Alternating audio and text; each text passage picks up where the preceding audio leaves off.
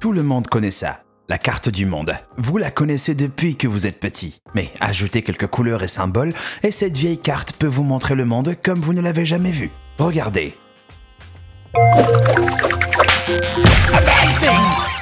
Les sports les plus populaires au monde. Vous voyez tout ce vert. C'est le football. Donc vous saviez sûrement déjà que c'était le sport le plus populaire au monde. De loin. 50 pays du monde ont des ligues de foot pro et un incroyable 3,4 milliards de personnes ont regardé la finale de la Coupe du Monde 2018 en Russie. Et le rouge, c'est le cricket, qui s'est répandu dans l'Empire britannique avec la consommation de thé et les bonnes manières. Le violet montre l'obsession de la Chine pour le tennis de table.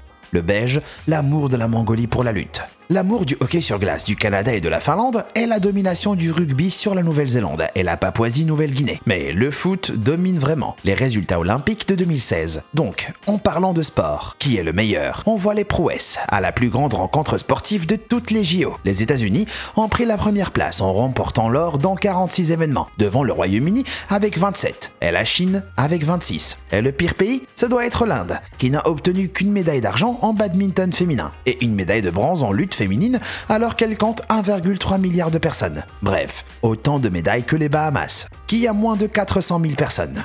La carte des unités impériales. Les États-Unis sont vraiment un pays spécial. En fait, tellement spécial que c'est un des 3 seuls endroits à utiliser le système de mesure impériale au lieu du système métrique. Les 2 seuls autres pays qui utilisent des livres et des pieds sont les pays modèles du Myanmar et Liberia. La conduite dans le monde entier. Au moins les États-Unis sont dans la majorité au niveau code de la route. Cette carte montre que la majorité du monde conduit à droite, comme il se doit. En plus du Japon et de l'Indonésie, c'est surtout les anciens pays de l'Empire britannique qui roulent du mauvais côté. Les monarchies dans le monde. L'Empire britannique est aussi très présent sur cette carte, qui montre les monarchies restantes. Avant, l'Empire britannique régnait sur près d'un quart de la population et des terres du monde, ici en rouge. Et le bleu sur cette carte montre tous les pays envahis par la Grande-Bretagne dans le passé. Mais depuis que le groupe Pop Queen est passé de mode, et ben les Queens sont aussi passés de mode. Comme on voit en bleu, l'Australie, la Nouvelle-Zélande et le Canada n'ont pas encore grandi et coupé leurs liens avec leur mère patrie. Et c'est les seuls pays rouges où le monarque a un vrai pouvoir. L'éducation des dirigeants mondiaux. En parlant de leaders, cette carte montre les antécédents scolaires des leaders mondiaux que représentent les pays violets clairs, les lieux où les chefs de l'État ont une formation en économie ou en affaires. La deuxième catégorie, la plus courante, est celle des avocats, en brun jaunâtre. Vous pouvez aussi voir les militaires en rouge et les scientifiques en bleu. L'accueil des étrangers. Cette carte réalisée par le Forum économique mondial montre comment les pays accueillent les étrangers. Les terres aux bras ouverts sont en bleu apaisant et les pays au regard froid en rouge hostile. Étonnamment, la célèbre Amérique sympa se situe plutôt au centre, derrière les 3 pays les plus accueillants, Islande, Nouvelle-Zélande et Maroc. En rouge profond, on a la Bolivie, le Venezuela et la Russie. 3 pays où on veut pas de vous.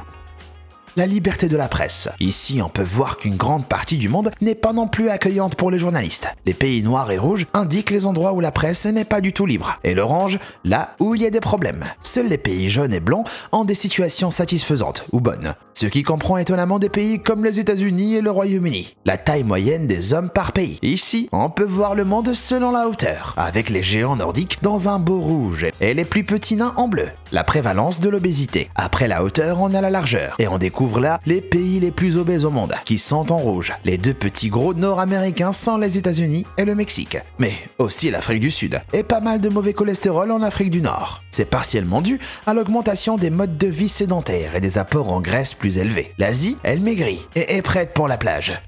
La carte des péchés capitaux. En parlant de gourmandise, regardez les foyers du péché aux États-Unis. Tout est plus grand au Texas, donc logique qu'ils aient le plus de fast-food. La Californie et le Nord-Est semblent assez avares, avec à la fois beaucoup de riches et de nombreuses personnes sous le seuil de pauvreté, tandis que la Floride et le Sud-Est convoitent la richesse qui les entoure, avec des taux élevés de vol. Ils sont aussi assez en colère, avec des taux élevés de violence. La paresse est répartie uniformément, avec de nombreux endroits dépendant beaucoup en divertissement et en loisirs par rapport au taux d'emploi. Puis il y a la ceinture de fierté tout au long du Sud, la répartition mondiale des athées. En faisant un zoom arrière, on voit que la Chine rejette toute cette pensée moraliste, étant de loin le pays le plus athée du monde. Et le Japon et certaines parties de l'Europe ne sont pas beaucoup plus attachés à la religion, avec 10% ou plus de gens qui se disent athées. La carte mondiale des réseaux sociaux. Si vous pensiez que Facebook envahissait le monde, eh ben vous aviez raison. Cette carte montre la différence des réseaux sociaux de 2009 à 2012. Les régions du monde où où Facebook et le plus grand réseau social sont en bleu.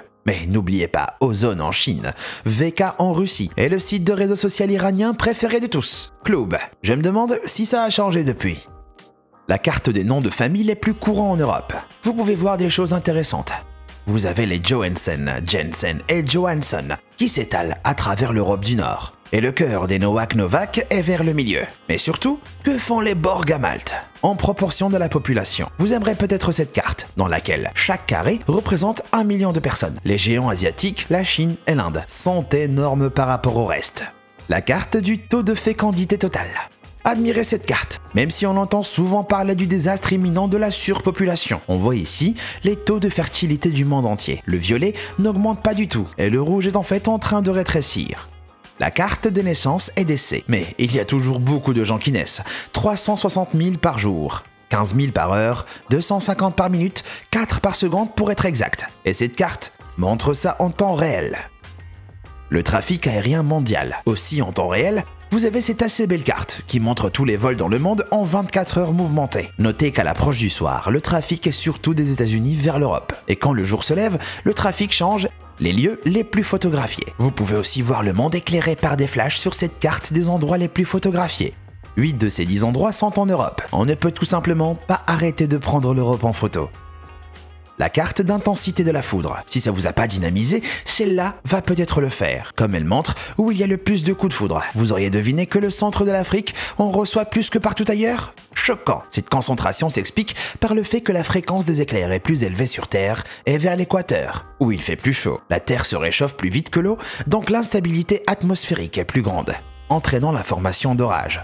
La carte mondiale des scores nationaux de QI. D'après les données de targetmap.com, vous pouvez voir ici les plus gros cerveaux du monde, par QI moyen. Voici une autre carte des auteurs Lin et Van Hanen, de leur livre de 2006, QI et inégalité mondiale. Étonnamment, les États-Unis et le Canada sont au même niveau, mais les deux sont vraiment dépassés par la Chine et le Japon. En tête de la classe, on a Singapour et Hong Kong, avec un QI moyen de 10 points supérieur à celui des USA. L'intolérance au lactose. Vous pourriez aussi être surpris d'apprendre qu'une grande partie du monde ne digère pas le lait. En fait, environ 65% des adultes sont intolérants au lactose. Les pays bleus foncés sont ceux où plus de 80% des personnes le sont. Les 15 plus grands pays consommateurs de lait sont tous européens, ce qui explique pourquoi les habitants de ces pays sont tolérants au lactose. La Finlande est la championne du monde de la consommation de lait. Le Finlandais moyen en consomme près d'1 kilo par jour. Et 15% du lait mondial provient d'animaux autres que les vaches, notamment les chèvres, moutons, buffles, chameaux, chevaux et les ânes. Les végétariens et végétaliens par pays. Ce qui manque à l'Inde en sportif olympique, elle le compense en végétarien. Comme plus d'un Indien sur 10 se passe de viande. En fait, parmi ceux qui sont carnivores, la plupart ne mangent pas de bœuf. Et vous trouverez pas de Big Mac en Inde. Ils ont le Maharaja Mac. La consommation en énergie fossile. Si vous vous souciez de l'environnement, alors mieux vaut peut-être détourner les yeux de cette carte, parce que notre monde n'est pas très vert. Elle montre les pays par consommation de combustibles fossiles, et ceux entre l'orange et rouge, venant de la combustion d'énergie fossile. Israël est écarlate, avec plus de 96% de son énergie venant de matières végétales extraites du sol. Le pourcentage de nucléaire dans la consommation totale d'énergie. L'énergie nucléaire est une alternative à la combustion du carbone, et cette carte montre les pays selon la part de leur électricité nucléaire. Vous pouvez voir toutes les centrales nucléaires du monde, soit plus de 450. Le nombre d'armes nucléaires. Dans un domaine légèrement moins encombré, regardez les puissances nucléaires du monde. Avec la Russie, le gros frappeur qui fait sauter le toit du monde avec son trésor de plus de 7000 armes nucléaires. Devant les États-Unis, et loin devant le Royaume-Uni et la France. Les milliardaires sur la planète. Comme vous vous en doutez, les États-Unis comptent plus de milliardaires que partout ailleurs sur la planète. Et de très loin, il y a environ 540 milliardaires aux États-Unis, selon le magazine Forbes. Près de 300 de plus que leur plus proche rival, la Chine. Heureusement que c'est un pays communiste, hein.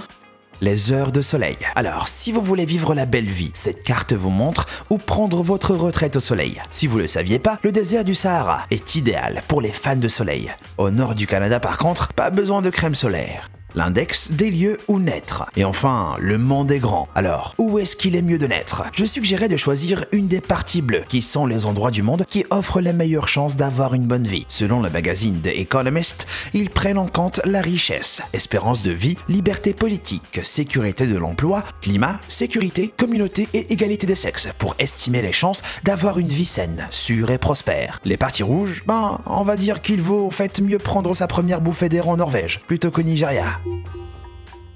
Alors, une de ces cartes vous a vraiment frappé? Est-ce qu'il y en a une qui vous a choqué ou donné une nouvelle vision du monde? Dites-le moi dans les commentaires et merci d'avoir regardé. Et comme toujours, à bientôt.